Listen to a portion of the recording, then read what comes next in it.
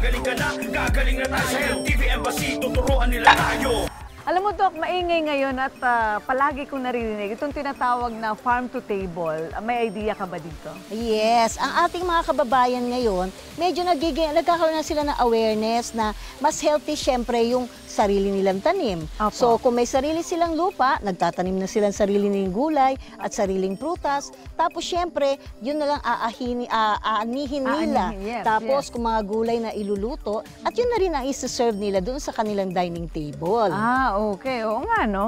Yes, okay. ma-sure ka na walang pesticide, walang fertilizer. So, mas healthy ang iyong pagkain. Kaya lang, Doc, paano kung wala kang garden? Di ba may mga kababayan tayong wala din garden, di ba? Yes. So, eto po, para bigyan kayo ng idea, narito po ang report. Doon sa mga walang garden sa bahay, pero gusto na makakain nung tinatawag na mga masusustansyang pagkain.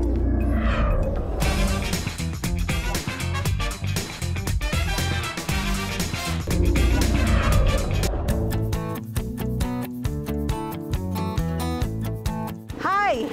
Dito po sa pusod ng Quezon City, matatagpuan natin ang isang urban garden na nasa gitna ng isang busy street na hindi nyo mamamalayan na kung meron pala dito sa ating public space nito, naroroon ang maraming tanim na gulay. Dito pa lang sa pagpasok ay i-welcome na tayo ng mga halamang gulay tulad ng ampalaya, kamote, ito yung mga talbos niya, at alugbati, may nakasingit pa rito.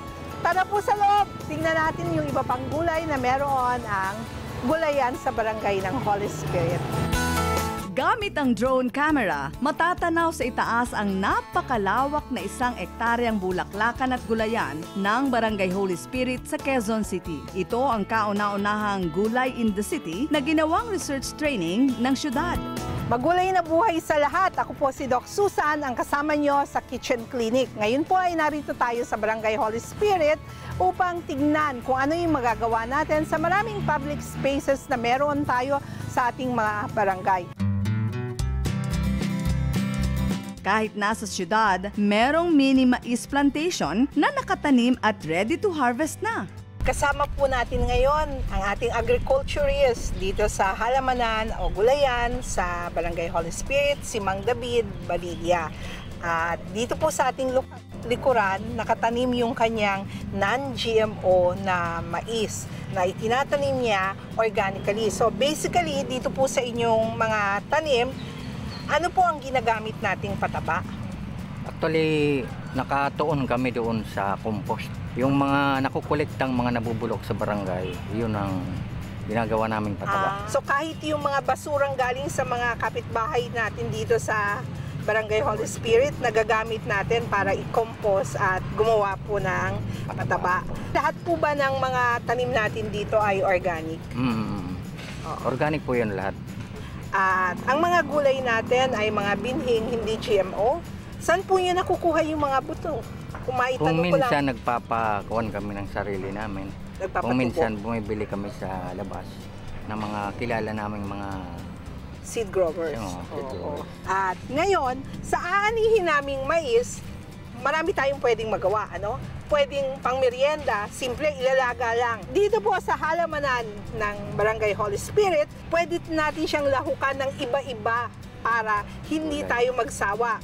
Meron po tayong makikita ritong alugbati, meron din pong talbos ng ampalaya, at pwede rin pong talino for a change.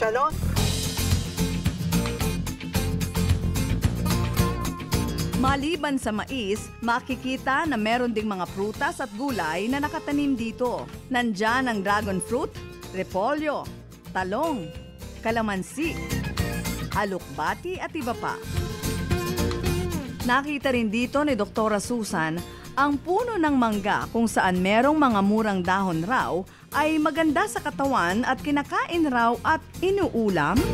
Maaari rin tayo mahatagpo ng mga kababayan nating nag-uulam ng murang dahon ng mangga. So ito po ay kinukuha yung mga brown pa na malalambot at madali lang po itong ihanda. Kapag meron silang inihaw na hito o kaya dalag na huli rin sa bukid, ito po ay simpleng hiwa-hiwain ng maliliit, isasama sa sibuyas at kamatis, lalagyan ng asin, salad. So, nagsasalad po ang ating mga kababayan sa gitnang Luzon ng murang dahon ng mangga. Yung ganito po kalambot ay masarap na salad. Wag lang po yung kunin yung mga na-sprayan na. Ano po, yun lang pong hindi napausukan ng gamot.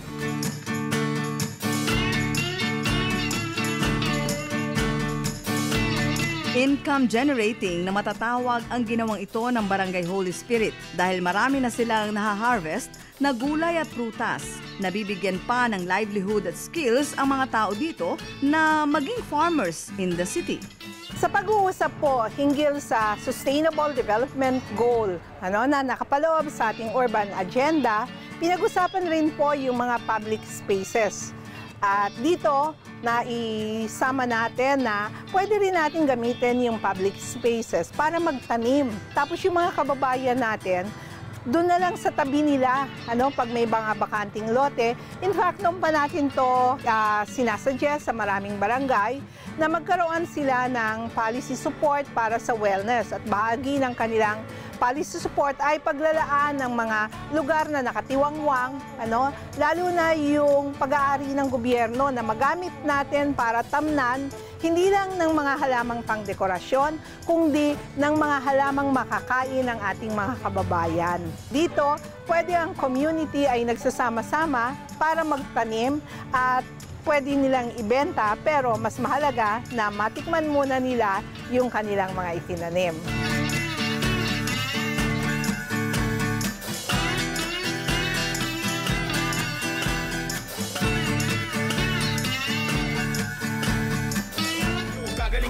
Gagaling na tayo sa LTV Embassy, tuturuan nila tayo.